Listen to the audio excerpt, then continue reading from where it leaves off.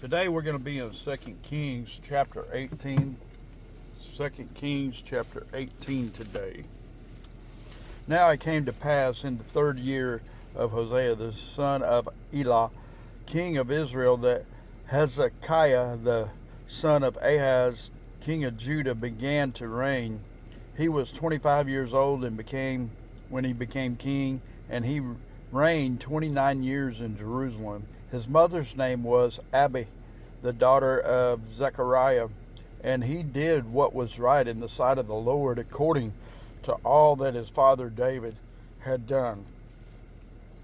He removed the high places and broke the sacred pillars, cut down the wooden images, and broke him in pieces. The bronze serpent that Moses had made for until those days, the children of Israel burned incense to it and called it Nehushtan. He trusted in the Lord, the God of Israel, so that after him was none like him among all the kings of Judah, nor who were before him, for he held fast to the Lord. He did not depart from following him, but kept his commandments, which the Lord had commanded Moses. The Lord was with him. He prospered wherever he went, and he rebelled against the king of Assyria and did not serve him. He subdued the Philistines as far as Gaza and its territory, from watchtower to fortified city. Now it came to pass in the 4th year of King Hezekiah, which was the 17th year of Hosea the son of Elah, king of Israel, that Shalmaneser, king of Assyria, came up against Samaria and besieged it. And at the end of the 3 years they took it. In the 6th year of Hezekiah, that is the 9th year of Hoshea, king of Israel, Samaria was taken. Then the king of Assyria carried Israel away captive to Assyria and put them in Helaha and by the harbor of the river of Gozan, and in the cities of the Medes, because they did not obey the voice of the Lord their God, but transgressed his covenant and all that Moses the servant of the Lord had commanded, and they would neither hear nor do them. And in the 14th year of King Hezekiah, Sennacherib, king of Assyria, came up against all the fortified cities of Judah and took them.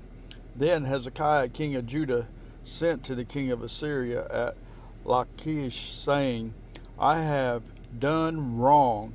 Turn away from me. Whatever you impose on me, I will pay. And the king of Assyria assessed Hezekiah, king of Judah, 300 talents of silver and 30 talents of gold. So Hezekiah gave him all the silver that was found in the house of the Lord and in the treasuries of the house of the king's house. And at that time Hezekiah stripped the gold from the doors of the temple of the Lord and from the pillars which Hezekiah, king of Judah, had overlaid, and gave it to the king of Assyria. Then the king of Assyria sent the Tartan, the Rabasarius, and the Rabashakeh from Lachish with a great army against Jerusalem to King Hezekiah. And they went up and came to Jerusalem. When they had come up, they went and stood by the Adaduct, the upper pool, which was on the highway to Fuller's field.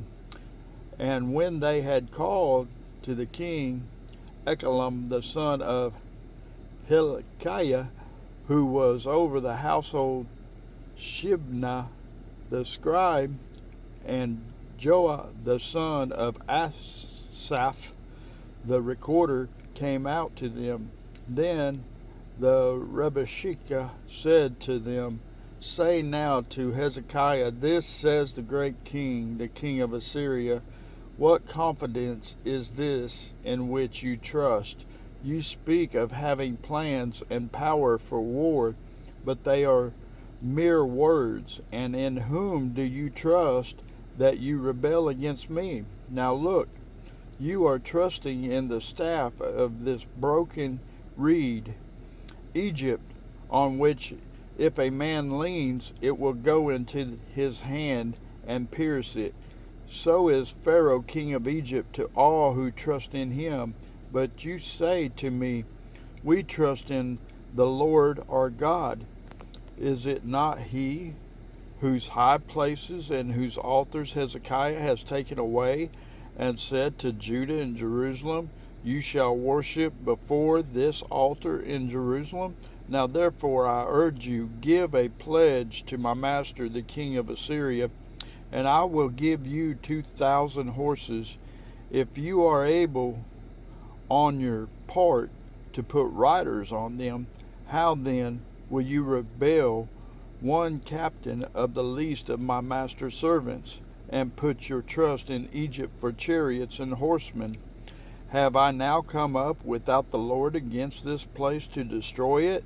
The Lord said to me, Go up against this land and destroy it. Then Eliakim the son of Hilkiah, Shebna, and Joah said to the Rebeshakeh, Please speak to your servants in Aramaic, for we understand it, and do not speak to us in Hebrew. In the hearing of all the people who are on the wall, but the Rebeshakeh said to them, Has my master sent me to your master, and to whom do you speak these words, and not to the men who sit on the wall, who will eat and drink their own waste with you? Then the Habashik stood and called out with a loud voice in Hebrew, and spoke, saying, Hear the word of the great king, the king of Assyria. This says the king, Do not let Hezekiah deceive you, for he shall not be able to deliver you from his hand, nor let Hezekiah make you trust in the Lord, saying, The Lord will surely deliver us.